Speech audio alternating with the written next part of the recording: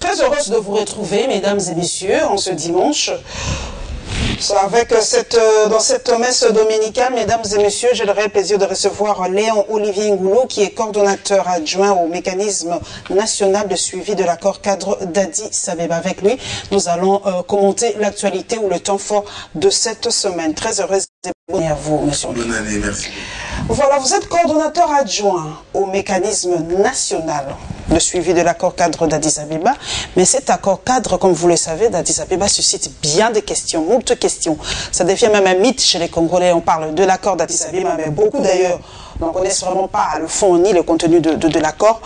En quelques grandes lignes, Léon Olivier Ngoulou, mais bon, je vous appelle Olivier parce que c'est que j'ai en tête. Olivier Ngoulou, dites-nous en grandes lignes les contenus de ce fameux accord d'Addis Abeba. Alors, l'accord cadre d'Addis Abeba est donc un accord pour la paix et la sécurité et la coopération dans la région, des pays de la région des Grands Lacs.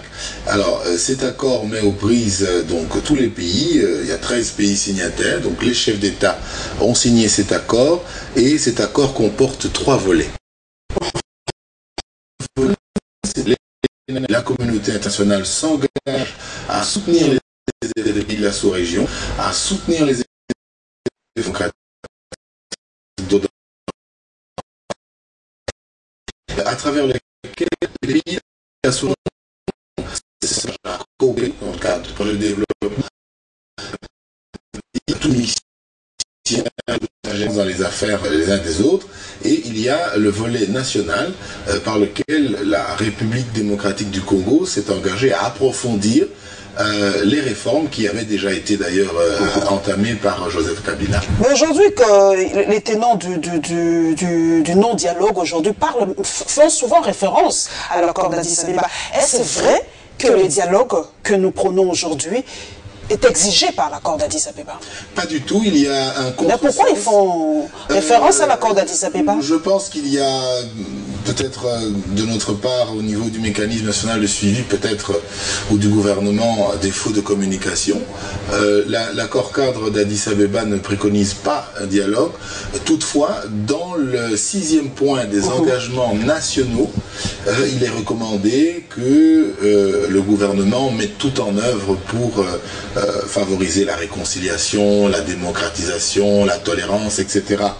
Mais le dialogue en tant que tel n'est pas une recommandation de l'accord cadre d'Addis Abeba, il est une recommandation de 2 résolutions des Nations Unies, du Conseil de sécurité, la résolution 2098 de 2013, du 28 mars 2013, ainsi que la résolution 2211 du 26 mars 2015.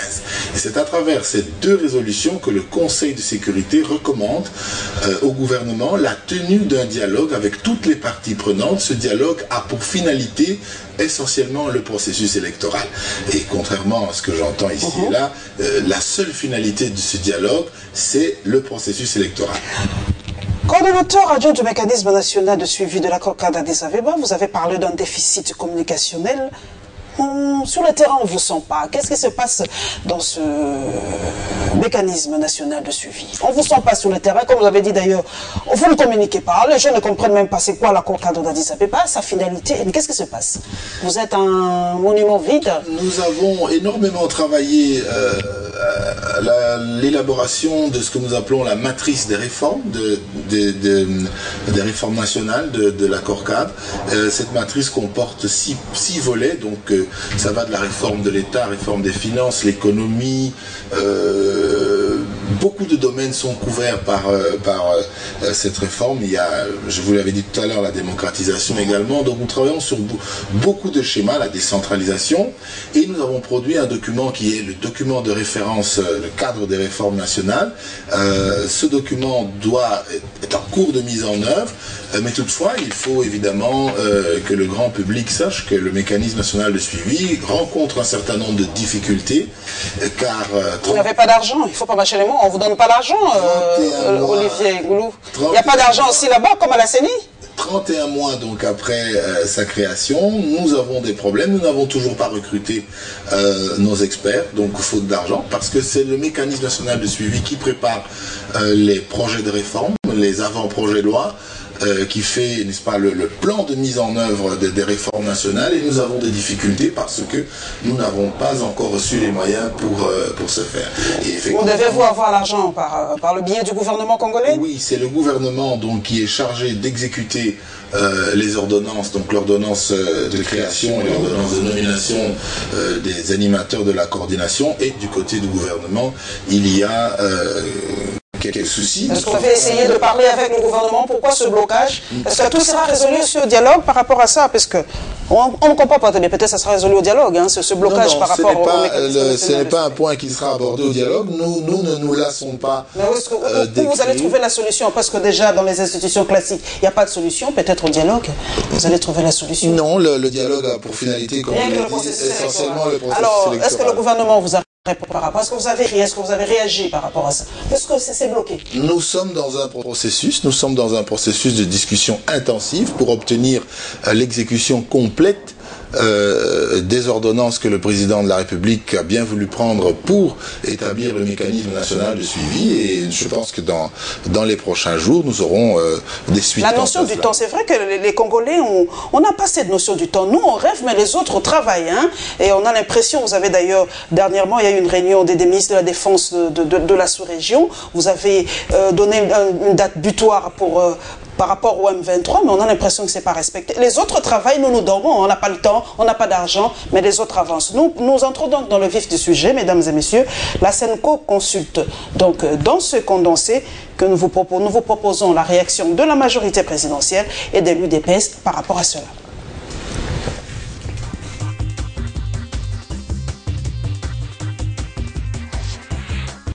Aujourd'hui, la SENCO nous rejoint, même si par moment la SENCO s'était trompée d'objectif. Mais aujourd'hui, la SENCO est dans la logique de demander à toute la classe politique d'avoir un sursaut de patriotisme.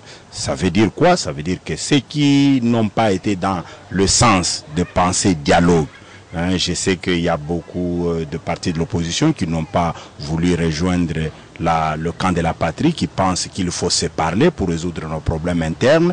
Je crois que c'est à ces gens-là que s'adresse le message de la SENCO pour dire qu'aujourd'hui ici, comme sa sainteté le pape l'avait dit, il n'y a que le dialogue qui peut résoudre nos problèmes. En dehors du dialogue, il n'y a pas autre chose. Le problème est hautement politique en dehors d'être technique. La CENI va faire son travail technique quand nous aurons levé les obstacles politiques. Et les obstacles politiques, et ça c'est connu de tous, nous avons les obstacles politiques puisque l'opposition dit il faut s'en tenir au délai. Mais l'opposition oublie les contraintes qui doivent accompagner ce processus pour respecter le délai. Et là, nous devons nous parler. Nous devons nous parler pour que nous puissions avoir des élections crédibles. S'ils veulent à tout prix des élections tout court, je crois que ça ne sera pas une démarche. Même la SENCO sait que s'il n'y a pas de médiation internationale, il n'y aura aucun résultat. Parce que si nous n'avons pas appliqué les actes de la conférence nationale souveraine, c'est parce que la communauté internationale a refusé de s'impliquer. Le sursaut patriotique, le sursaut patriotique, c'est que pour le moment, nous sommes prêts à négocier avec M. Kabila. Nous espérons que sa famille politique est prête aussi. Mais nous ne le ferons pas comme ça entre nous. Non, non, non, non, non. Cette fois-ci, ça ne se passera pas comme ça. Nous le ferons devant la communauté internationale, devant le représentant spécial du secrétaire général des Nations Unies, devant son envoyé spécial, qui viendra assister à nos négociations, qui va nous aider à avoir l'instrument juridique qui va sanctionner ces négociations et qui fera en sorte que nous ne prenions pas des résolutions, pas des recommandations, mais que nous prenions des décisions que nos deux familles politiques vont appliquer de manière impérative.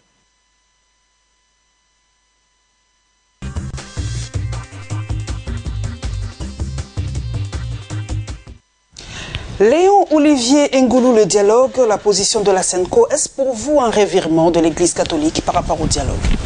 Non, je ne crois pas. Je crois d'ailleurs que l'Église inscrit cette mission de bons offices dans le cadre vraiment de sa pastorale humaniste. c'est un engagement qu'il faut saluer, donc je ne vois pas de revirement. Je vois plutôt que l'Église s'entremet pour que le dialogue politique, qui, je le rappelle, est une recommandation des Nations Unies. Pour vous, l'Église catholique a-t-elle subi des pressions extérieures? Disons du pape, parce qu'elle a subi les injonctions du pape. L'Église obéit au Saint-Père aujourd'hui. Ah oui, évidemment. Le Saint-Père donc a évidemment son autorité morale sur notre Église, et il a donné un message fort, et ce message a été suivi par les évêques qui se sont immédiatement mis dans le cadre de cette mission de bons offices. Il faut saluer cet effort. Aujourd'hui, on dit camp de la patrie. Donc, ceux qui sont contre le dialogue aujourd'hui sont des antipatriotes, Olivier Ngolou. Aujourd'hui, on stigmatise ceux qui sont contre le dialogue aujourd'hui. Aujourd'hui, il y a des Congolais pro et anti-dialogue. Ceux qui sont contre le dialogue politique feraient bien, gagneraient beaucoup à lire attentivement les résolutions du Conseil de sécurité. Je l'ai dit, résolutions 2098 et 2211. Le dialogue politique est la condition par laquelle la MONUSCO sera autorisée à appuyer le processus électoral.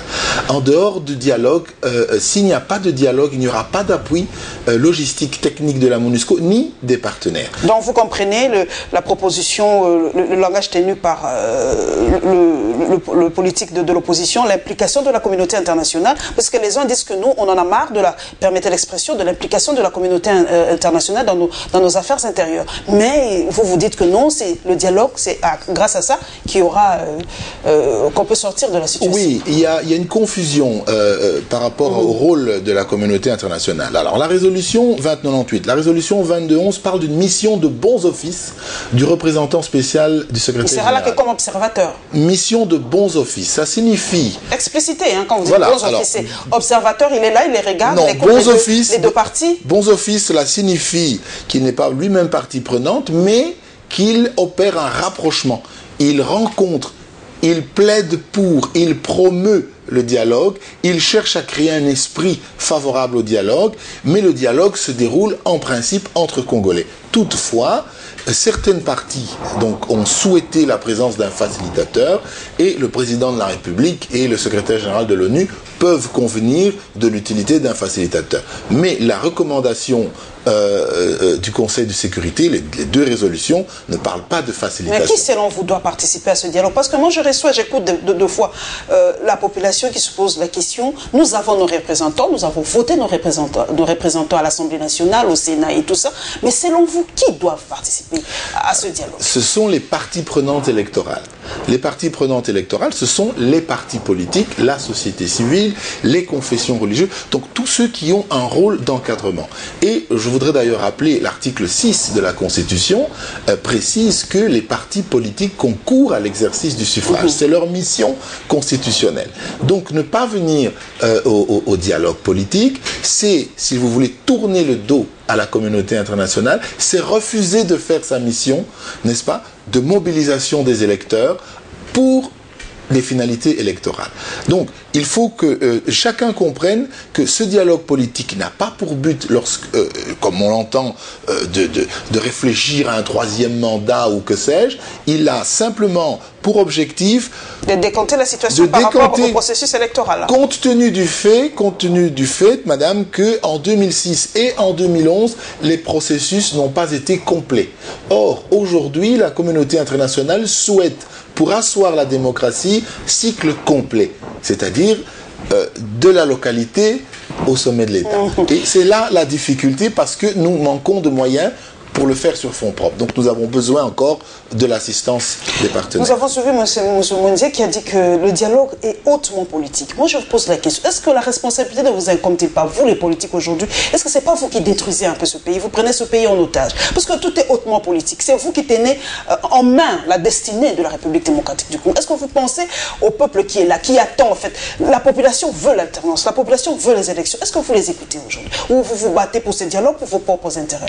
Olivier? Alors, petite précision, le mécanisme national de suivi est, comme la CENI, apolitique, neutre et impartial.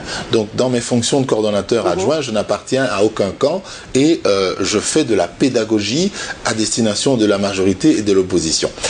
Évidemment, c'est un dialogue qui est politique, selon les termes des résolutions. C'est un dialogue politique, inclusif, mais ce dialogue a essentiellement des finalités techniques. Il s'agit de déterminer quelles sont les meilleures voies pour arriver à un processus crédible, compte tenu du fait, comme je l'ai dit, que le processus de 2011 avait été entaché d'un certain nombre d'irrégularités, il était incomplet, et aujourd'hui la communauté internationale souhaite que tout le processus se déroule. Pourquoi? Aujourd'hui, Olivier, oui. nous, personne ne veut être responsable de cette situation.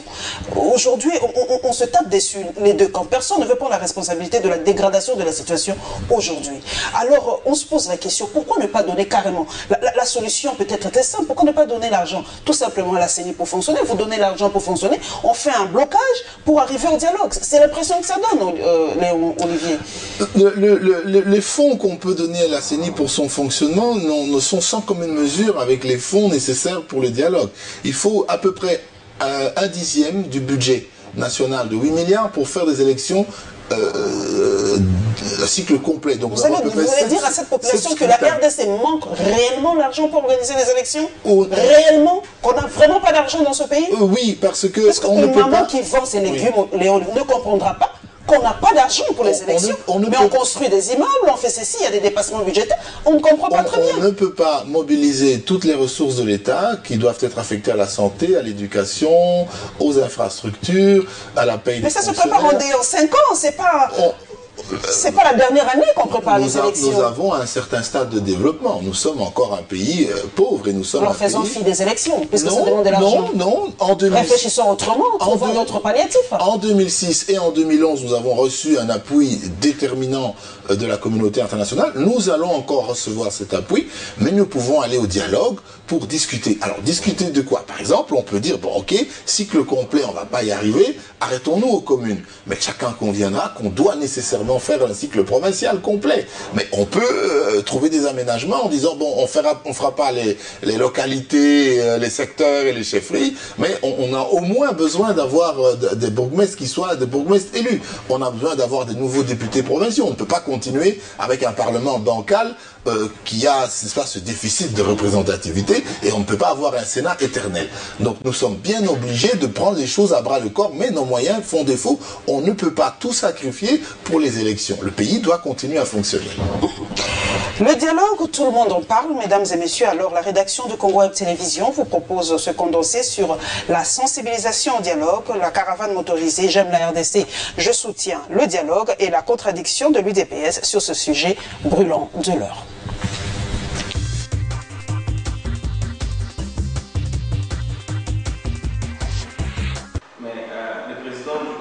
Toutes les commissions de la campagne J'aime la RDC, je soutiens les dialogues étaient autour du coordonnateur national, le Dr Félix Momat. Il était question au cours de cette réunion stratégique d'évaluer à mi-parcours cette campagne. Le lancement officiel a eu lieu le mercredi 30 à l'espace Congo Loisirs, où nous avons réuni plus de 8000 personnes. Plusieurs formations politiques de l'opposition et de la majorité étaient présentes, ainsi que plusieurs associations de la société civile ainsi que de forces vives. Nous sommes allés le dimanche 3 au stade de Martyrs, où nous avons accompagné un des membres du comité stratégique, le gala de catch qui est clôturé à l'occasion. Et la campagne patriotique était là pour faire passer le message d'adhésion au dialogue comme gage de stabilité institutionnelle de notre pays, la RDC. Lundi 4, nous étions à la finale de la Fédération nationale des billards. Là encore, devant plusieurs centaines de jeunes, nous avons fait passer le message du dialogue national inclusif comme gage de paix et cheval pierre de lance pour le développement dans notre pays. Le samedi 2, il y a eu une marche qui a été organisée à Kinshasa par un des membres de notre comité stratégique, le compatriote Franklin Chamala. Hormis l'évaluation, cette réunion a consisté également à élaborer les axes stratégiques pour la suite de cette campagne qui vise le soutien au dialogue convoqué par le chef de l'État, Joseph Kabila Kabange. Nous allons entreprendre plusieurs actions de proximité. Nous allons aller vers des populations et des associations cibles avant d'entreprendre probablement en fin de week-end des actions de masse. Au sortir de cette rencontre, le coordonnateur national a annoncé la tenue d'une grande activité de masse dans le tout prochain jour. À noter que la coordination nationale est l'organe technique de la plateforme J'aime la RDC, je soutiens le dialogue. Elle élabore, coordonne et fait les suivis de toutes les activités de cette plateforme. Il est 10h ce vendredi à la station Salongo dans la commune de Lemba. Le coordonnateur national du mouvement citoyen J'aime la RDC, je soutiens le dialogue, lance la caravane motorisée dénommée Caravane pour la paix et le soutien au dialogue. C'est une caravane motorisée très pacifique qui est différente d'une caravane motorisée superposable à la violence. Aujourd'hui, nous commençons ce que nous appelons la caravane pour la paix et pour le dialogue. Et nous commençons avec un groupe très cible, pas le moindre. Ce sont les rois de la rue. Et les rois de la rue, ce sont les motards. Pour interpeller toute la population congolaise en général et la population quinoise en particulier, et pris du patriotisme et de la paix au dialogue. Cette action des terrains et des grandes envergures a eu pour itinéraire la station Salongo, Lemba Terminus, Lemba Super, en passant par l'échangeur, la Fikine, le boulevard Lumumba, la 12e rue Limete, la commune de Ngiringiri, la place Kimbonda Bandalungwa, l'avenue de la Libération ex-24 novembre, Kalembelembe, avec comme point de chute le rond-point des Huileries. Partout où nous sommes passés, nous avons laissé des messages de sensibilisation pour la paix, pour le dialogue dans notre pays, parce que comme vous le savez, la paix rime avec le développement, la paix rime avec la démocratie et la paix rime avec les élections. La violence est un vice par rapport à toutes ces vertus que nous venons d'énumérer. Cette caravane a également permis de sensibiliser sur les dialogues qui s'avèrent un cadre idéal pour les politiques et la société civile, d'aplanir les divergences pour obtenir un calendrier électoral consensuel et pour organiser des élections paisibles en RDC en vue de préserver la paix et les acquis du pays.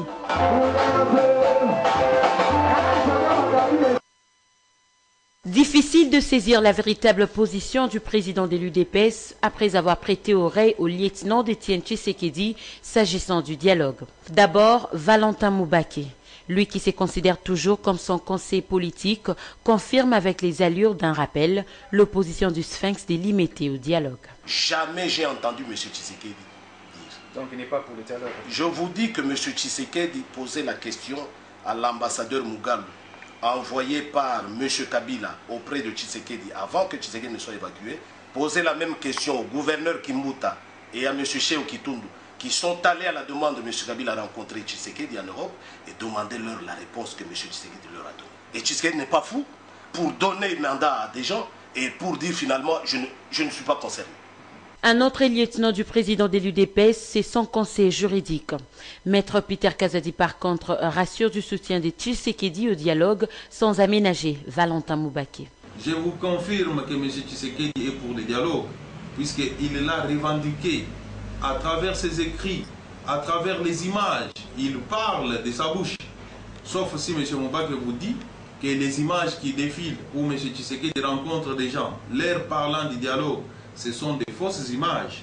M. Moubake ne figure plus dans le cabinet de M. Tshisekedi. De sorte qu'il ne peut pas aujourd'hui prétendre parler au nom de M. Tshisekedi qu'il n'a plus vu depuis plus d'une année maintenant. L'UDPS aura beaucoup plus à gagner à réunir ses lieutenants qu'à les garder divisés et dispersés, car il y va de sa survie, surtout de sa crédibilité.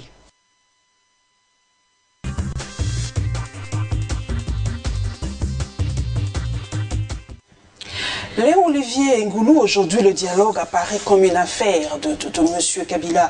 Permettez l'expression, le dialogue aujourd'hui est comme le roi Bor et Kabila. Donc on ne comprend plus très bien, est-ce que le dialogue c'est vraiment l'affaire de M. Kabila, le président de la République, ou c'est l'affaire de tous? Alors le dialogue va vraiment mettre aux prises toutes les parties prenantes, mais je tiens à rappeler à nos amis téléspectateurs que le dialogue politique, comme comme je l'ai dit, une recommandation des Nations Unies. Ce n'est pas le dialogue de Joseph Kabila.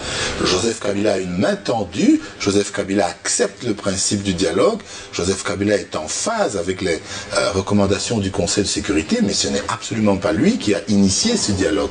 Joseph Kabila... C'est lui qui l'a convoqué, qui met... il est chef de l'État, il a rencontré les gens, il a fait des consultations, il s'est impliqué pour que ce dialogue ait lieu. Mais toutefois, comme je l'ai dit, le dialogue a pour finalité le processus électoral et surtout, la communauté internationale cherche par là à appuyer les résolutions, les décisions que les Congolais prendront. Nous avons vu cette campagne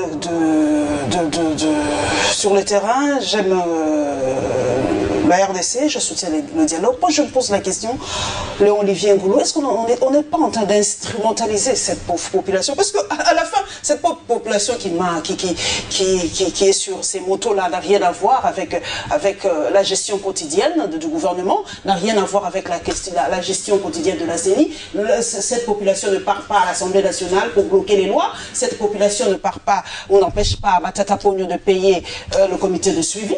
Alors, on n'est pas en train d'instrumentaliser cette population aussi. Bon, je pense, si c'est lui le souverain lui-même. Je pense qu'il y a là un peu de folklore et que nous devons revenir, je pense, à l'esprit des résolutions.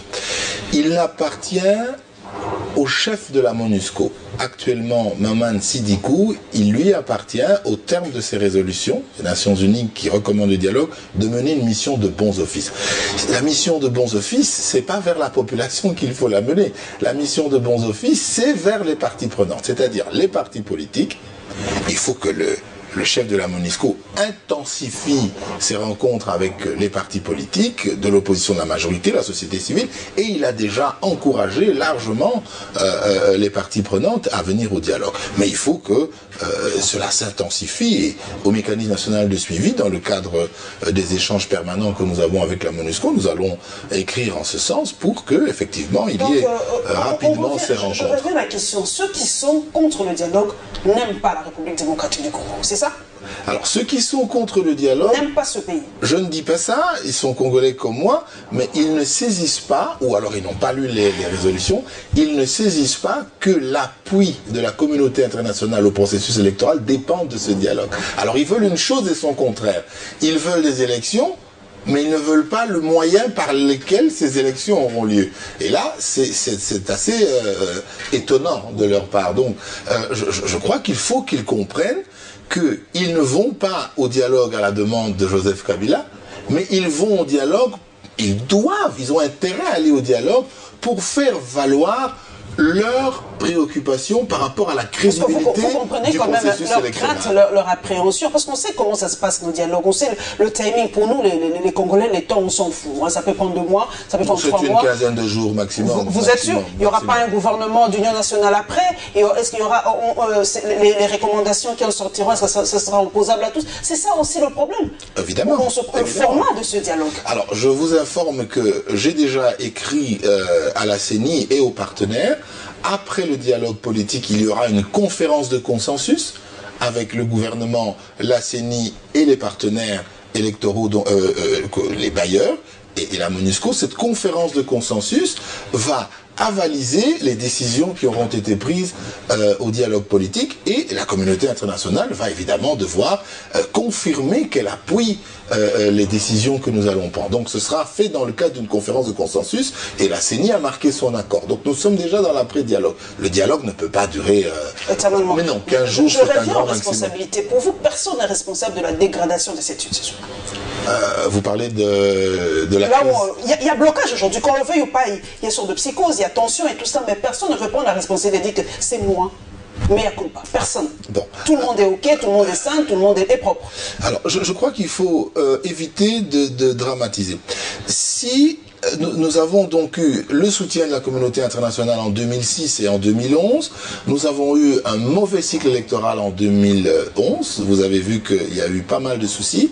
Et donc ce dialogue vise justement à régler ces problèmes. Pourquoi on ne l'a pas fait en 2011? Parce qu'en 2006, les élections étaient aussi parfaites que ça. Par rapport à 2011, on aurait pu le faire en 2011, début 2011, alors, ce dialogue. Voilà. Pourquoi en 2016 spécifiquement? Voilà, pourquoi? Parce que, alors, en 2013, la communauté internationale s'est inquiétée s'inquiéter de ce que le cycle était incomplet et on n'a pas pu renouveler les députés provinciaux ni le Sénat. Alors ça fait qu'on a un problème de représentativité au niveau du Parlement. Et c'est pour cela d'abord, le dialogue initialement c'est pour les élections provinciales et locales. Initialement. C'est en 2015 que la communauté internationale, donc les Nations Unies, ont étendu la problématique provinciale et locale aux présidentielles et aux législatives. Donc le dialogue a, si vous voulez, deux phases. Une phase où il n'était concerné que les provinciales et locales, et maintenant une phase où la communauté va plus loin et demande, les Nations Unies demandent un cycle complet assorti d'une révision du fichier électoral. Donc vraisemblablement, vous verrez... à peu près combien de temps il faut qu'on en discute. C'est justement de cela qu'il faut discuter au dialogue. Parce que ce qui est sûr, il y aura dépassement des délais. On a déjà dépassé les délais. J'ai proposé il y a déjà plus de 6 mois un dépassement technique, sans arrière-pensée politique. Parce que vous voyez bien qu'on ne peut pas tenir les délais, c'est pas possible. Il faut enrôler tout le monde. Vous verrez bien que les nouvelles cartes doivent nécessairement apparaître parce que d'électeurs, puisque les anciennes concernent les anciennes provinces. Donc nous avons un découpage et donc nous sommes obligés de refaire l'enrôlement. Donc il faut aller en discuter et nous avons intérêt à le faire. Parce que si nous ne faisons pas un cycle complet, que va-t-il se passer? Nous ne pourrons pas établir la périodicité des scrutins. Ça veut dire que nous ne saurons jamais quand est-ce que nous aurons les locales à date fixe, les communales à date fixe, les provinciales à date fixe. Donc il faut qu'on le fasse une fois pour toutes, de manière à ce que le cycle puisse se renouveler dans l'avenir.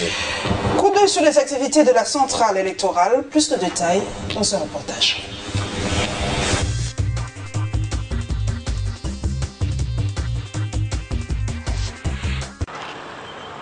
Où sommes-nous, où allons-nous avec le processus électoral? La réponse à ces deux questions ont poussé ce jour le président de la CENI d'aller à la rencontre de l'église kimbanguiste. Ainsi, devant les responsables de cette communauté, Corneille Nangaa, accompagné son vice-président Norbert Bashengezi et le rapporteur Jean-Pierre Kalamba, va, comme dans une séance pédagogique, expliquer le contour de la problématique de l'organisation des élections au pays. Des contraintes d'ordre technique auxquelles la CENI est en train de remédier, aux contraintes politiques qui nécessitent un consensus. Aujourd'hui, nous nous posons la question de savoir comment allons-nous procéder à la révision du fichier électoral qui fait déjà un consensus. Doit-on organiser cette révision partielle ou totale? C'est une question à laquelle nous voudrions avoir des indications d'un consensus là-dessus. Les mêmes explications seront fournies aux églises de réveil, à la CENI de renchérir qu'elle a plus d'un tour dans son sac et que l'année 2016 pour elle reste une année électorale. La CENI ne dit pas qu'elle ne fera rien tant qu'il n'y a pas de dialogue. Moi, je reste positif en me disant la mission pour laquelle on m'a désigné, on nous a désigné, c'était pour organiser les élections. Nous ferons tout ce qui est dans notre pouvoir pour que nous arrivions à cette fin. Du côté du représentant de l'Église du Réveil au Congo, l'on se réjouit de ces échanges, mais surtout de la démarche entreprise par le nouveau leader de la centrale électorale. Occasion propice pour cette communauté de réaffirmer son implication à ce partenariat avec la CENI pour des élections réellement libres, transparentes, crédibles et apaisées. Il est midi à Kinshasa lorsque ce convoi a pris la route, marquant du coup le lancement de l'opération du déploiement logistique de la CENI. Cette première expédition est conduite par le vice-président de la CENI et concerne la partie sud du pays. Mais avant, Norbert Bashengezi avait reçu le soutien du président de la CENI, Corneille Nangaa. Aujourd'hui, nous allons faire un long parcours allant de Kenge, Kikwit jusqu'au Katanga, passant par Chikapa, Kananga, Mbujimai, Kamina, Kolwezi et Lubumbashi. C'est pour dire que le travail vient de commencer pour préparer la population au fichier électoral. Nous avons donc une obligation de résultat, mais nous ne pouvons pas les faire rester tous à Kinshasa. Jeunes, préparez-vous donc à cet enrôlement Le travail a commencé donc pour la centrale électorale, déterminée à se distinguer plus par son travail que des discours. Rappelons que la voie fluviale sera mise à contribution afin de desservir la partie orientale du pays, notamment Kisangani, en passant par l'ex-province de l'Équateur pour atteindre la Chopo, l'Ituri, le Haut et Bazouélé, Nord et Sud Kivu ainsi que le Maniema. Notons par ailleurs qu'il y a une semaine, le président de la CENI séjournait à Matadi. Corneille Nangaa réceptionnait alors ses 97 véhicules acquis sur fonds propres du gouvernement.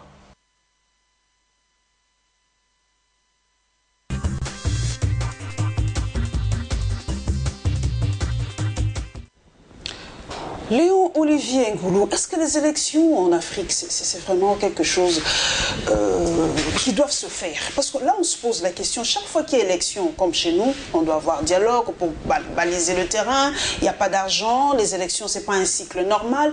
Est-ce qu'on ne peut pas réfléchir, vous, en tant qu'élite, en tant qu'intellectuel, en tant que philosophe, j'ai vu votre CV assez riche, est-ce qu'on peut trouver une palliative pour les élections? Parce que ce n'est pas possible de le faire calmement en Afrique. La démocratie est un processus de nature coutumière. Nous sommes en train d'apprendre cette coutume. Et nous sommes en train de l'apprendre au sortir d'une longue période de dictature. Donc ce n'est pas évident. Vous avez vu que les Grecs ont fait un référendum récemment. En 5 jours, montre en main, c'était emballé, ficelé, et c'était bien fait.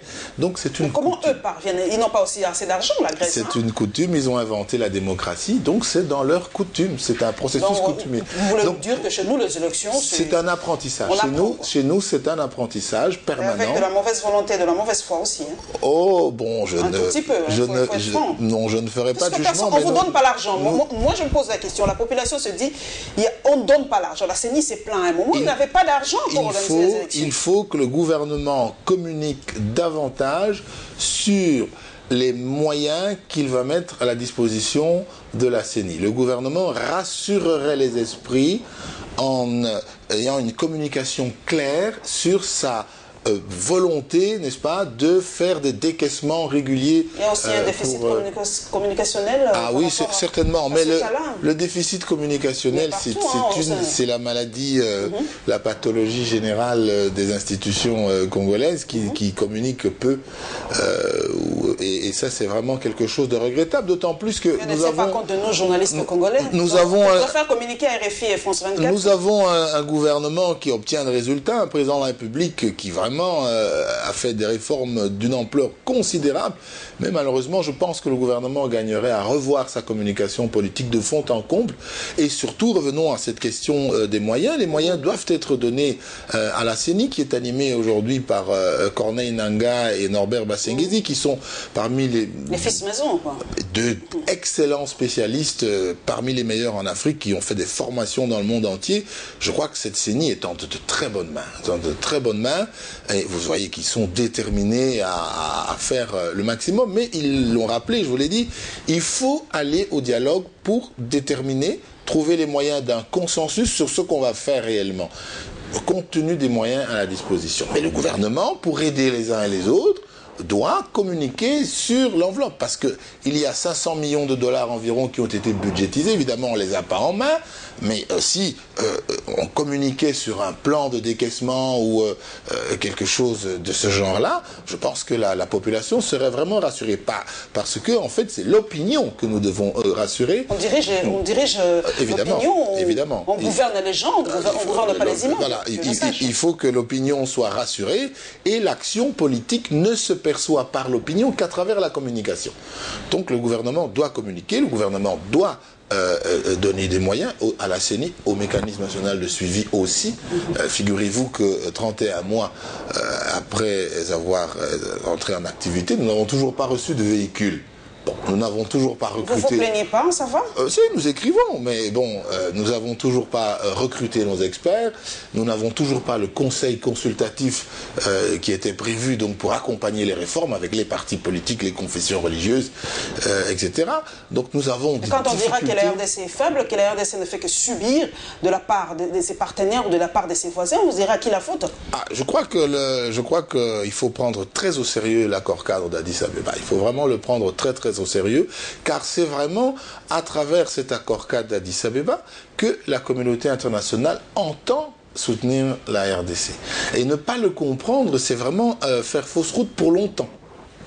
Par rapport aux élections, nous revenons. Est-ce qu'on ne doit pas trouver autre chose pour les élections? Moi, je pose toujours la question, parce qu'avec tout ce qui se passe en Afrique, les élections, c'est vraiment une période pas possible en Afrique. Parce qu'on ne peut pas faire des trucs à main levée et on passe. Non, c'est en faisant justement des élections, c'est en faisant régulièrement des élections que nous allons nous améliorer et que nous prendrons conscience des difficultés. Et il y a quelque chose de très important qui a été dit et que je dis aussi lorsque je rencontre des gens, je dis, ok, vous ne voulez pas venir au dialogue politique. Certains partis politiques de l'opposition ne veulent pas venir au dialogue. Alors, à ce moment-là, nous allons manquer le soutien de la communauté internationale. Nous allons alors être contraints de faire des élections maison, entre guillemets, avec des faiblesses, celles qui ont été dénoncées en 2011. Et est-ce que c'est ça que les gens veulent vraiment ? Alors je pense qu'il est beaucoup plus intelligent de venir au dialogue, dire voilà, nous on veut un processus de telle qualité, conforme à tel standard. C'est vous les politiques qui détruisez ce pays. Disons, je vous ai dit que je suis... La majorité est de l'opposition. Je fais de la pédagogie, je suis neutre, apolitique et impartial dans mes fonctions, mais j'encourage l'opposition à venir au dialogue et j'encourage la majorité à, n'est-ce pas, s'impliquer pour que ce dialogue ait effectivement lieu. Il faut, vous savez qu'il y a un comité préparatoire qui est en train d'y travailler. Il y a une réflexion très profonde qui est menée là-dessus. Moi-même, je n'ai pas ménagé ma peine et j'ai beaucoup écrit à la hiérarchie pour que justement on recadre parfaitement ce dialogue dans le cadre des résolutions des Nations Unies, car c'est en allant de pair avec les Nations Unies que nous allons avoir les solutions, que nous allons sortir, n'est-ce pas, de l'ornière, parce que nous sommes actuellement dans une impasse. Ce que nous devons éviter, c'est le chaos électoral. Nous devons éviter que, en 2016, nous entrions dans un chaos électoral avec des élections bâclées, mal organisées. Comment vous trouvez cette année 2016? C'est l'année de tous les enjeux? Le président de la République a dit que c'est l'année de tous les défis. De tous les défis. Je préfère dire de tous les défis. Et je m'étonne d'ailleurs que certains partis politiques donnent l'impression d'avoir complètement renoncé à leur mission de contrôle parlementaire pour se focaliser dans des attitudes... Ça n'aboutit jamais, ces contrôles parlementaires. L'Assemblée nationale, paraît-il, est devenue une assemblée mécanique. Aujourd'hui, une assemblée qui reçoit des injonctions, voilà.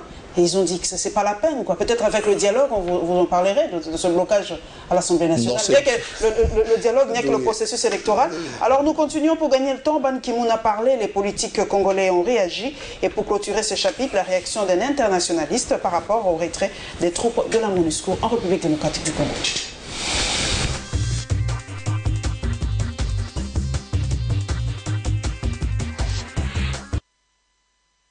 Dans son dernier rapport publié ce mercredi, transmis au Conseil de sécurité, le secrétaire général des Nations Unies a exhorté les Congolais à aller au dialogue.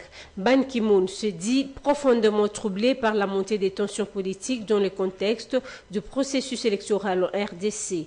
À cela s'ajoute l'augmentation du nombre d'incidents en matière de sécurité et des violations des droits de l'homme qui risquent de déboucher sur des troubles civils et des violences généralisées si des mesures ne sont pas prises pour apaiser les tensions.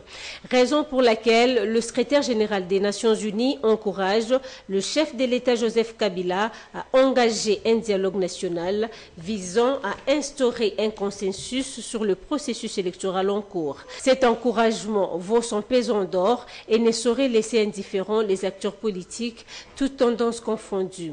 Le secrétaire général des Nations Unies, Ban Ki-moon, après avoir reçu les conclusions des consultations menées auprès des acteurs politiques congolais par son envoyé spécial dans la région de Grand Lac, a décidé ainsi de présenter le rapport sur la situation sociopolitique congolaise devant le Conseil de sécurité pour des dispositions utiles. Entre autres mesures envisagées par l'ONU, le retrait de 1700 casques bleus de la MONUSCO en 2016, 2000 sont déjà partis en 2015. Toutefois, la mission onusienne se réserve le droit de déployer ses 21 000 hommes sur le sol congolais en cas de besoin, dans le but d'assurer la protection des civils à l'approche des élections. Pour le moment. Pour Kassongo Munganga, le secrétaire général de l'ONU vient de démontrer une fois de plus que le dialogue est le seul moyen d'apaiser les esprits pour baliser le chemin menant vers l'alternance en République démocratique du Congo. Pour le moment, avec la déclaration de Ban Ki-moon, il n'y a plus de match. Ban Ki-moon a demandé au président de la République, Joseph Kabila, de convoquer ou de promouvoir les dialogues qui vont encore refuser. Parce que les conditions posées par l'opposition, par exemple l'enrôlement de la diaspora et les autres, ça demande un certain consensus, qu'on puisse s'entendre là-dessus et puis faire un calendrier acceptable par tout le monde. En ce moment-là, on pourra fixer les dates des élections. Donc il n'y a pas vraiment de problème.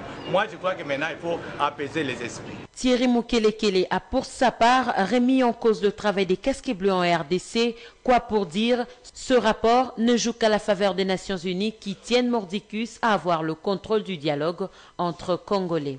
Quand le chef de l'État dit par exemple que la facilitation internationale interviendrait en cas de difficultés majeures, comme il n'y a pas de difficultés, point n'est besoin d'avoir la communauté internationale. D'où il nous faut une difficulté. Ce qui veut dire, selon notre entendement, le Congo va basculer dans une période difficile pour permettre à ce que la communauté internationale, par le biais de la MONUSCO, récupérera le contrôle du dialogue entre Congolais. Ce qui veut dire, ou dans le sous-entendement, la périodicité qui va de janvier 2016 à décembre 2016 n'est plus ou ne sera plus gérée par les institutions établies par la Constitution de la République. À travers ce rapport, Ban Ki-moon rencontre les vœux émis par Kinshasa sur le retrait progressif de casques bleus. Déjà pour 2016, environ 1700 casques bleus quitteront le sol congolais. L'annonce du départ des éléments onusiens du sol congolais suscite inquiétude au regard de la situation sécuritaire dans la partie est de la République. Pour l'internationaliste Martin Diakwao, la RDC peut rester sereine. La réduction du nombre de casques bleus dans un pays en conflit ou post-conflit comme la RDC, sans s'assurer préalablement que cela ne nuira pas à l'efficacité, entre guillemets, de la mission onusienne de la MONUSCO quant à l'exécution de son mandat, axé notamment sur la protection des civils et la neutralisation des groupes armés. Martin Diakwao justifie en outre le départ des troupes onusiennes. Pour lui, l'objectif poursuivi par les Nations Unies est de favoriser les bonnes relations entre elles et Kinshasa. C'est un geste de Ban Ki-moon pour favoriser l'apaisement dans les relations jusque-là tendues entre le gouvernement congolais et l'institution onusienne en vue de favoriser la reprise d'un certain niveau de collaboration, notamment de l'amorce des opérations militaires conjointes pour traquer les groupes armés, notamment les FDLR. L'action envisagée par les Nations Unies va-t-elle consolider les relations entre les deux parties? La position des uns et des autres par rapport à certaines questions, notamment l'organisation des élections, nous en dira long.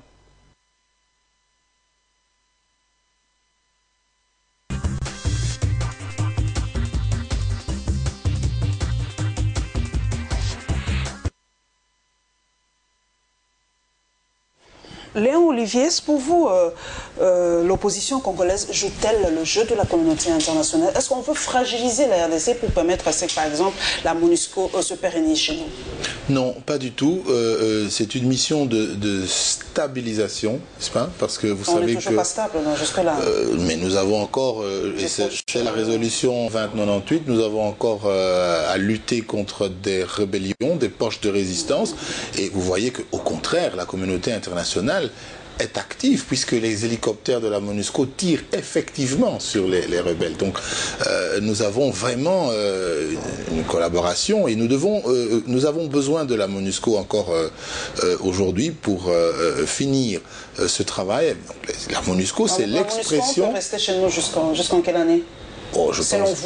Je pense que lorsque le travail d'anéantissement des groupes armés sera terminé et qu'on sera assuré qu'il n'y aura pas de reprise de feu, on peut réduire sensiblement la taille de la MONUSCO.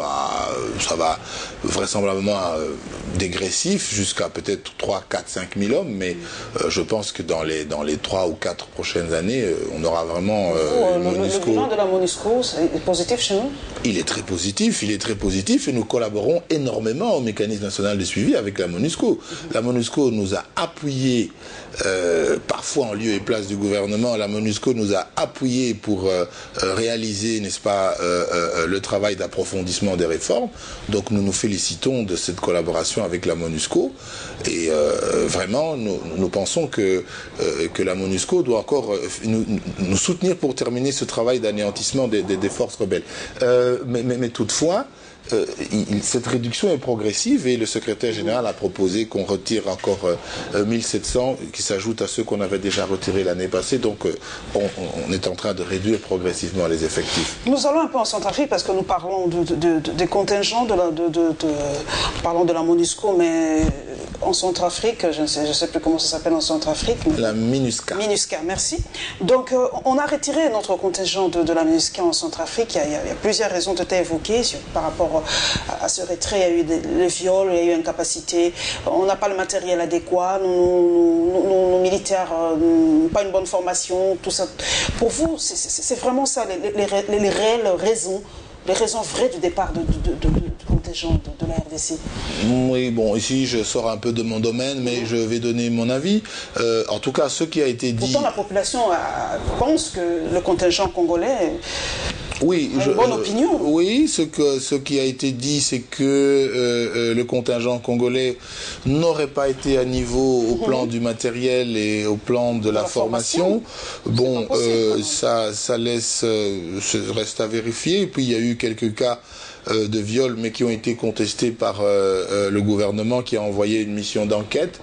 Bon, donc, voilà, c'est pas la fin du monde. C'est pas une décision de poids de mesure, hein. C'est assez brutal, non, de faire partie tout un contingent qui aide quand même la population de Bambari, je crois, où vous savez, est situé notre contingent. La population se plaint d'ailleurs du départ comme nous nous plaignons aujourd'hui du retrait de la MONUSCO en Centrafrique, on se plaint aussi du départ du contingent congolais. Surtout qu'avec les liens de fraternité que nous avons avec la Centrafrique, il aurait été évidemment tout à fait souhaitable que la République démocratique du Congo fasse partie de ce contingent.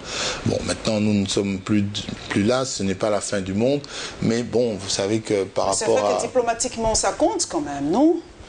C'est vrai que... Bon, vous savez, la RDC, dans ce cas, a visé particulièrement. Bon, on nous dit que nos militaires n'étaient pas au niveau, il faut vérifier. Mais vous savez, il y a le général Gay qui était ici, qui a été limogé de cette mission pour des accusations de viol. Bon, c'est pas lui qui les a commises, mais bon, il était quelque chose. Donc c'est qu'il y a maintenant une tolérance zéro des Nations Unies dans le cadre des missions de maintien de la paix pour les questions de viol par des militaires. On le fait aussi par rapport aux pays développés comme la France et les autres. Quand il s'agit des Français, on ne réagit pas aussi violemment. Hein. Oui, j'ai eu, je pense que l'année passée, il y a quelques cas et ils sont toujours très sévèrement... C'est pas tout le monde qu'on évacue comme ça. Non, ici, la raison n'est pas... Ils auraient parlé de 4 cas de viol, ce n'est pas ça la raison de l'évacuation du contingent congolais. Ils ont plutôt dit que ce contingent n'était pas techniquement au niveau. Donc, voilà. Cet avant-dernier dossier, mesdames et messieurs, est consacré à la sortie officielle des Fronts des démocrates et l'installation de la coordination du Front citoyen 2016.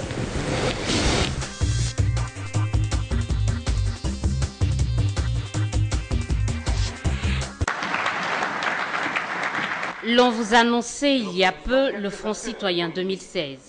Maintenant, voici le Front des démocrates, une nouvelle plateforme dont la sortie officielle intervient à un moment symbolique, estime le coordonnateur et porte-parole du Front des démocrates. Toutes les Congolaises et Congolais attendent de vivre pour la première fois de leur histoire une remise et reprise aux standards des régimes démocratiques et partant civilisés. Entre le président de la République, arrivé au terme de son second et dernier mandat, et le nouveau président démocratiquement élu. Composé de 7 partis politiques et de quelques personnalités, le Front des démocrates s'est fixé 5 objectifs. Défendre le régime démocratique en République démocratique du Congo dans le cadre de la dynamique de l'opposition. Mettre en commun les forces en vue des élections prochaines. C'est rassembler autour de valeurs partagées par l'ensemble de l'opposition politique et les forces vives de la nation pro-alternance politique. Partager les stratégies de conquête du pouvoir et développer les synergies pour atteindre les objectifs arrêtés. Adopter des positions communes face aux enjeux politiques de l'heure. Ce regroupement se revendique de la dynamique de l'opposition et estime qu'il vient apporter un plus en son sein. Au sein de la dynamique, je vous rappelle que vous avez les FAC, vous trouverez le CVD, c'est un regroupement politique. Vous trouverez l'AVK, c'est un regroupement politique. Donc l'existence d'un regroupement politique n'est pas incompatible avec notre présence et notre participation au sein de la dynamique. Difficile donc à ce stade d'échapper à la question du dialogue. À l'instar d'autres plateformes qui composent le Front citoyen 2016, le Front des démocrates s'oppose catégoriquement à ces assises qu'il juge inopportunes. Le Front citoyen 2016 prend de plus en plus forme. Il vient ce jour de se doter d'une coordination. Floribert Anzouleni a été désigné coordonnateur. Il aura pour mission d'organiser, de contrôler la cohérence des actions du Front et d'en assurer le suivi en étroite collaboration avec les différents groupes de travail. Jean-Claude Katende a été désigné porte-parole. 2 personnalités issues de la société civile, voilà qui en dit long sur ce mouvement. Il se veut citoyen, rassemblant toutes les couches sociales, mais surtout apolitique, et qui poursuit un double objectif. C'est de nous battre ensemble pour que la Constitution de la République soit respectée. On ne peut pas avoir la paix, la stabilité dans ce pays sans respect de la Constitution. Et notre deuxième objectif, c'est nous battre pour l'alternance politique. Le Front citoyen 2016 n'est nullement un mouvement subversif. Il a comme armée le peuple congolais et comme seule arme la Constitution, a tenu à préciser son porte-parole. Ceux qui pensent que le Front citoyen est un mouvement terroriste, nous disons non. Ceux qui pensent que le Front citoyen 2016 va organiser des pillages, nous disons non. Ceux qui pensent que le Front citoyen va prendre des armes contre nos propres concitoyens, nous disons non. Le Front citoyen veut que les partenaires politiques et sociaux respectent les règles qui ont été acceptées par tout le monde. Quant au dialogue politique inclusif, l'on peut clairement lire entre les lignes que le Front citoyen 2016 n'en veut pas, s'inscrivant ainsi dans la logique de ses partenaires politiques de la dynamique de l'opposition ou encore de G7.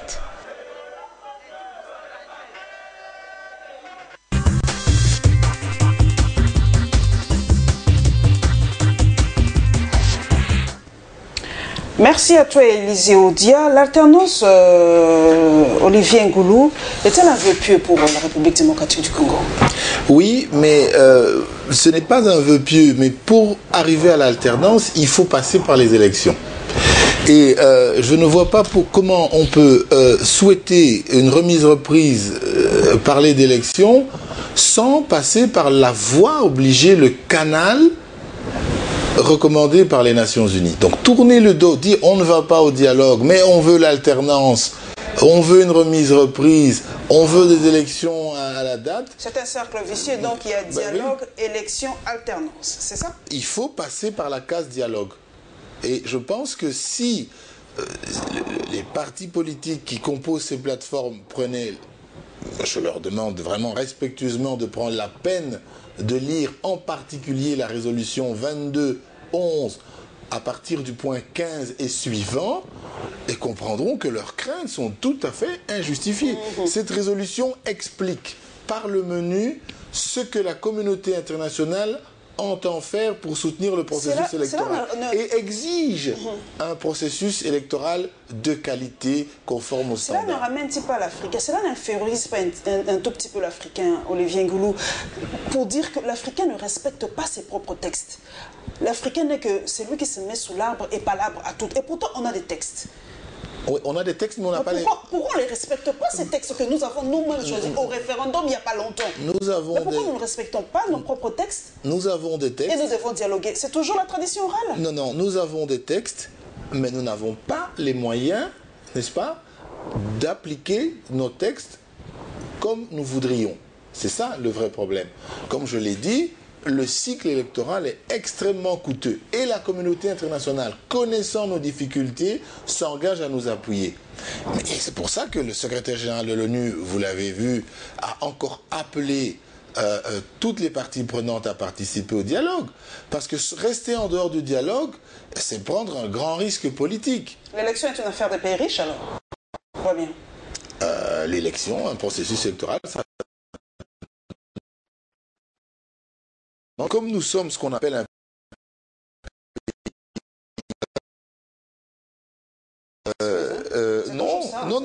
nous sommes... La belle excuse. Hein. Nous faisons... Post-conflit, c'est toujours ça la belle excuse. Non, nous faisons partie...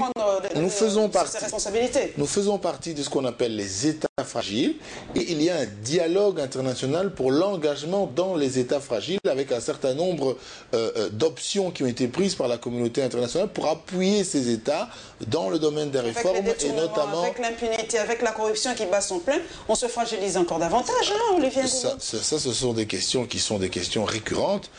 Il faut évidemment qu'on sanctionne davantage dans ce pays. On ne sanctionne pas, on a l'impression dans ce pays, on ne sanctionne pas, l'impunité bat son plein. Mais vous faites bien de le rappeler, je pense que, comme je vous l'ai dit, le gouvernement nous suit aujourd'hui. Personne n'est responsable de la situation, personne ne veut prendre la responsabilité dans la dégradation de la situation aujourd'hui.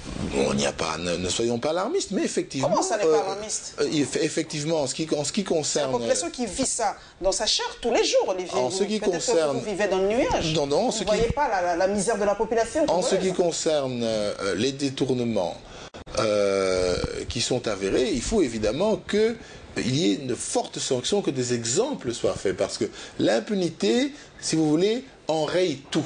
L'impunité empêche tout. L'impunité empêche la mise en œuvre des réformes. L'impunité sape la confiance que les Congolais ont entre eux. Et l'impunité, si vous voulez, c'est vraiment un cancer, c'est vraiment un fléau. Et nous sommes très mal, d'ailleurs, classés dans l'indice de la corruption. Donc il faut absolument que le gouvernement mette en place vraiment des mécanismes de lutte contre les détournements et qu'il faut sanctionner. Il faut sanctionner. La création de ces plateformes-là, c'est vrai que ça crée aujourd'hui cette psychose un tout petit peu, même si tu me dis de ne pas être alarmiste, mais l'autre camp, le camp de la majorité, traite ceux du Fonds citoyen d'être des terroristes, entre guillemets, de vouloir créer la psychose, de vouloir faire descendre des gens dans la rue, de ne pas respecter la Constitution, de vouloir faire un coup d'État. Aujourd'hui, il y a deux camps qui s'affrontent presque en République démocratique du Congo.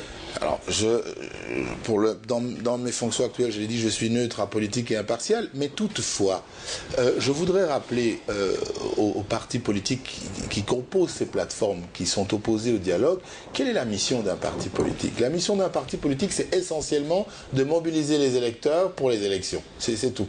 Mais en leur présentant des projets de société. C'est ça la mission constitutionnelle d'un parti politique. Donc un parti politique qui dit, qui s'oppose à une décision des Nations Unies en disant « moi je ne vais pas au dialogue, mais je veux qu'il y ait des élections, je ne veux pas qu'on m'accuse de terrorisme, mais je mobilise pour qu'à la date de novembre 2016, il y ait le feu au cas où les choses... Qui mettra le feu? C'est ça la question. La question, c'est qu'il faut justement... Quand les gens descendent dans la rue, c'est ça... Est-ce que la marche... C'est pas constitutionnel? La marche, c'est constitutionnel. C'est prévu dans la Constitution. La liberté d'expression. La liberté d'expression sur toutes ces formes est reconnue par la Constitution. Évidemment. Alors c'est interdit aux Congolais aujourd'hui de manifester? Pas du tout. C'est anticonstitutionnel de manifester? Pas du tout. Manifester. Mais pourquoi on veut faire croire aux Congolais que manifester, c'est tuer, c'est le chaos, c'est le pillage, c'est le viol? Non, ce n'est pas ce que j'ai dit. J'ai dit ceci. Les partis politiques ont une mission constitutionnelle. Il faut qu'ils en aient conscience. Il faut qu'ils mobilisent de manière positive.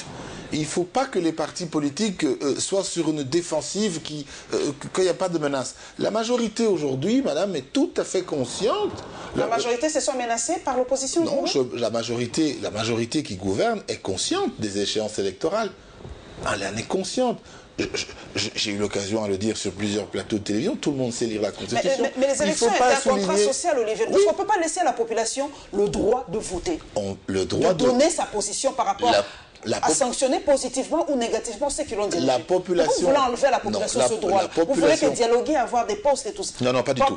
Le dialogue politique, ce n'est pas un dialogue national, c'est un dialogue politique. La population va aller aux élections. Les Congolais pour les termes, maintenant c'est dialogue politique. C'est politique selon les résolutions. C'est pas national. Non, selon pas inclusif, mais ça sera inclusif. Politique inclusif. Ça veut dire les parties prenantes. On n'a pas dit les cordonniers, on n'a pas dit les commerçants. Mais on consulte tout le monde, on consulte les musiciens. Il faut que, bah oui, mais bon, ils peuvent donner, c'est pas mauvais. C'est pas mauvais qu'ils donnent. C'est pas mauvais. Mais ils ne vont pas participer, les pauvres. Non, c'est un dialogue politique avec les parties prenantes. La population a évidemment le droit de manifester, les partis politiques ont le droit d'association, mais qu'ils se rappellent toujours leur mission qui est de mobiliser pour les élections. Il ne faut pas mobiliser pour le chaos. Mais qui est partisan? Comment vous dites chaos? Expliquez un peu aux gens. Alors, donc les partis de l'opposition aujourd'hui manifestent pour le chaos?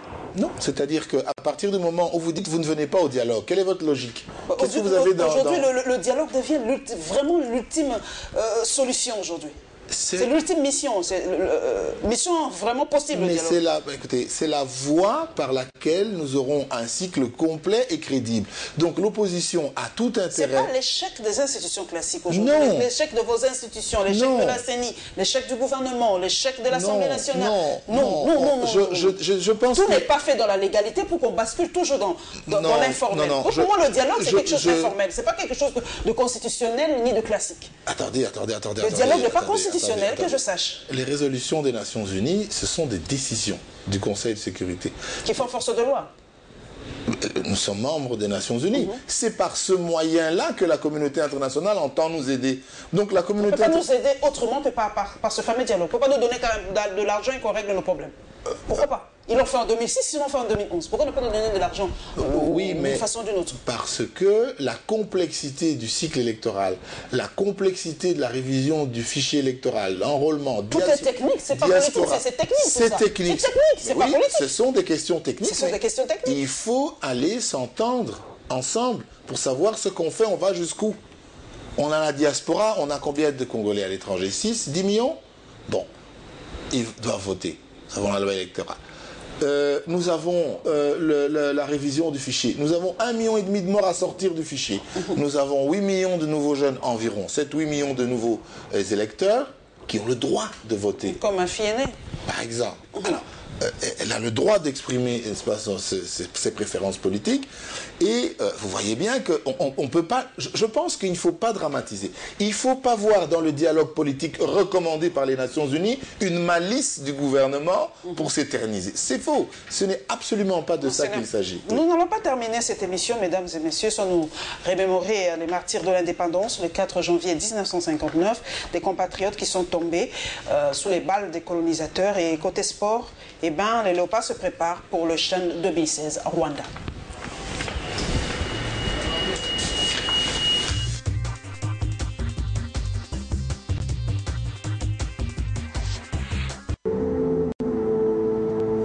Cette messe d'action de grâce contraste avec l'ampleur de l'événement. Pas grand monde a répondu présent à cette célébration eucharistique. Cela n'a pas empêché pour autant l'archevêque de Kinshasa de l'officier personnellement ce jour. Un hommage de l'Église à ceux qui ont décidé de se sacrifier pour l'indépendance du pays, un certain 4 janvier 1959. Laurent Mosengo Passigna en a profité pour relater les grandes lignes qui ont précédé cette date, mais aussi la place de l'Église à l'époque qui n'a pas été épargnée. Il y avait un match au stade d'Anna-Raphaël. Et il y avait un meeting annoncé à l'IFGA par Kasavubu et ses amis. Et en dernière minute, les gens se sont rassemblés à l'IFGA pour écouter le meeting. Et il leur a été dit que le meeting avait été supprimé par l'autorité.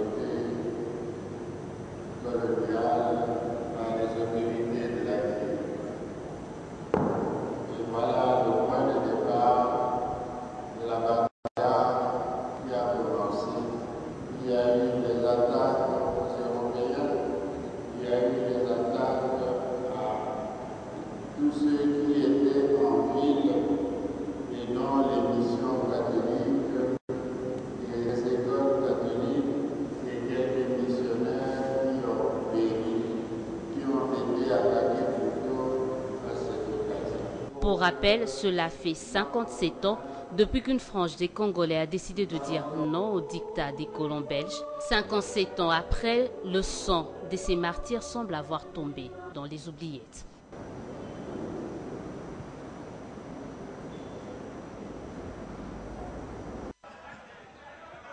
À quelques jours du démarrage de la 4e édition du championnat d'Afrique de Nations Rwanda 2016, le numéro 1 du staff technique national des Léopards nous parle de la préparation de son équipe.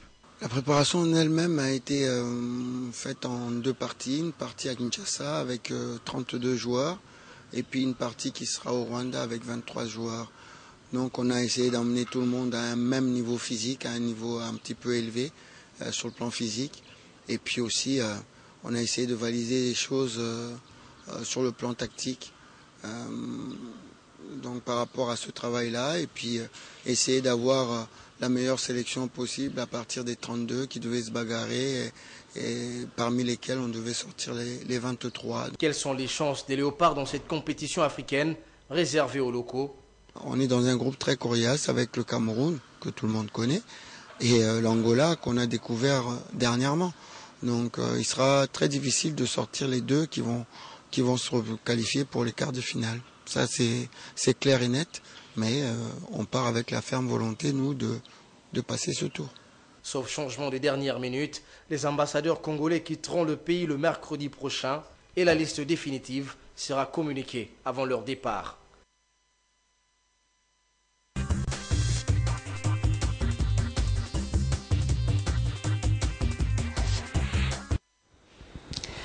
Olivier Ngoulou, comparaison n'est pas raison, on le dit souvent, mais si les Congolais n'étaient pas descendus dans la rue le 4 janvier 1959, on n'aurait pas eu notre indépendance. Donc, la marche, c'est une autre forme d'expression pour avoir ce que l'on veut. La liberté, ça s'arrache. L'alternance, ça s'arrache aujourd'hui aussi, non? Non. L'alternance ne s'arrache pas. L'alternance s'obtient après un processus électoral.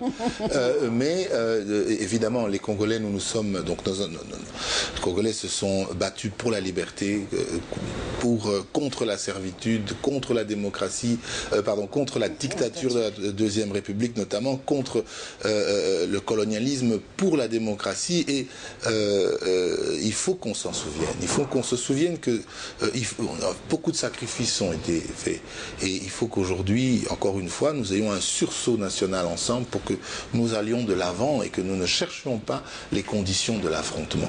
Nous devons éviter entre nous de chercher des conditions qui seraient susceptibles de dégénérer. Parce qu'on ne respecte pas nos propres textes, nous ne respectons pas nos propres lois, nous ne faisons rien, nous bloquons la situation pour qu'à la fin il y ait tout ça. Non, jusqu'ici, je ne vois pas. Tout va bien. Non. C'est-à-dire que vous avez vu la CENI qui a lancé sa caravane, c'est vraiment pour marquer la volonté et une longue caravane on donne vraiment l'argent à qui va sillonner tout le pays. C'est donc un message fort qu'on envoie à la population pour dire qu'il y aura des élections. Donc nous devons nous mobiliser avec à l'esprit le sacrifice, les martyrs, les pionniers de l'indépendance, tous ces gens qui se sont... 16 février, qui sont tombés, tous ces gens qui se sont battus, il ne faut pas que leur effort soit vain. Donc nous devons nous rassembler, un seul cœur. C'est très important. Le pape, c'est pas, personnalité éminente, et le secrétaire général de l'ONU, qui invite tout le monde au dialogue. Et ce dialogue, ce n'est pas le lieu... Pourquoi on n'inviterait pas les Rwandais, par exemple, au dialogue? Il a fait la même chose aux Rwandais, aux Burundais? Ce n'est pas... Pourquoi on nous impose à nous, les Congolais, toujours? On est si faible que ça qu'on nous impose des choses? Mais le Rwanda, c'est 30 000 km², la RDC, c'est 2 345 000, c'est un sous-continent. Les problèmes logistiques sont énormes pour organiser des élections. Il faut bien comprendre que quand vous faites des élections... Les États-Unis sont grands aussi. Le Canada, l'étendue de la RDC n'est pas notre faiblesse. Hein. C'est parce que nous ne nous organisons pas qu'on a l'impression que la superficie de la RDC est une faiblesse. Nous n'avons pas la même qualité d'infrastructure. Pourquoi? Qu'est-ce qui nous a empêché 55 ans après d'avoir les mêmes qualités? Vous n'allez pas tout reprocher au régime actuel. Le régime actuel est quand même... La continuité des affaires de l'État. Hein. Oui, on va reprocher à qui? À Mobutu, il est mort. Non, mais on reprochera à qui aujourd'hui? Est-ce que la colonie avait tout fait? Non. Est-ce que la Deuxième République avait tout fait? Tout ce que la colonie a laissé, on est en train de détruire. On arrange ou on détruit? En train de détruire. L'image de la capitale, l'image de Kinshasa de 1960 et l'image de Kinshasa d'aujourd'hui, il n'y a pas à comparer. Kinshasa, c'est une ville qui a été conçue pour 600 000 habitants maximum. Nous sommes maintenant 12 millions avec une insalubrité sans nom. La faute à qui? C'est encore aux colons? C'est pas la faute aux colons, nous devons nous prendre en charge, mais personne n'est responsable. C'est ça, c'est la question. Personne n'est responsable. L'insalubrité, c'est connu. L'insalubrité à Kinshasa, c'est connu. C'est le gouvernement provincial qui doit nous présenter un plan pour vraiment un plan de crise, je dirais. C'est pas ça, c'est le gouvernement provincial. Alors, pour ce qui est des responsabilités, retenez, donc, pour les spectateurs, la RDC est un pays immense, et nous n'avons pas vraiment toutes les infrastructures. Donc, nous avons besoin de l'appui logistique et technique de la MONUSCO, les avions, les véhicules, etc., pour pouvoir déployer tout le matériel électoral. Donc, ça, c'est important parce que nous avons maintenant un cycle complet. Ça veut dire que la chefferie, la localité deviennent une circonscription à part entière. Donc ça veut dire que dans chaque localité, il va falloir acheminer le matériel électoral. Ce n'est pas simple en termes de logistique. Donc, dire que le gouvernement ou la CENI est de mauvaise foi, je pense que c'est tout à fait exagéré. Nous allons terminer par le Chan. Nous sommes dans une équipe coriace, comme l'a dit le coach Ibengue. Nous avons la chance face au Cameroun, face à l'Angola. Ah, moi j'y crois parce que ce que j'ai constaté, c'est que bon, il y a un renouveau du football congolais depuis quelques années, avec le président de la République a vraiment mis beaucoup dans le football, dans les sports en général. Et puis nous avons Moïse Katumbi qui a quand même, avec Mazembe, obtenu des résultats extraordinaire, et avec un entraîneur comme Florent Ibengue, je pense que nous sommes vraiment tout à fait confiants, et je pense que cette chaîne qu'on fait à côté au Rwanda... Qu'on nous ramène quand même cette coupe. Oui, nous sommes tout à fait en mesure de gagner une chaîne, on en a besoin, hein. C'est une année de défi, et ça va nous souder encore davantage toutes ces victoires. Ouais. Voilà, mesdames et messieurs, merci donc à Léon Olivier Ngoulou, 3. D'ailleurs, pourquoi 3? Vous l'écrivez souvent sur les réseaux sociaux. Troisième du nom. Troisième du nom. Oui, puisqu'il y a le père, donc le sénateur, et le frère aîné qui s'appelle également Léon. Ah, ok, merci beaucoup de cette précision. Donc, merci à vous tous, mesdames et messieurs, pour votre fidélité.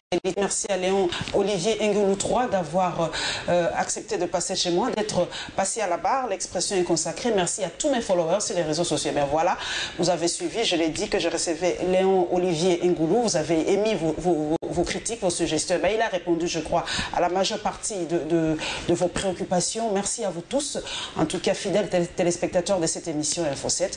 Et ben, merci à l'équipe technique et merci à toute la rédaction qui concocte ces éléments. Et nous nous retrouvons avec le même plaisir, sinon pas plus, le dimanche prochain. Inch'Allah.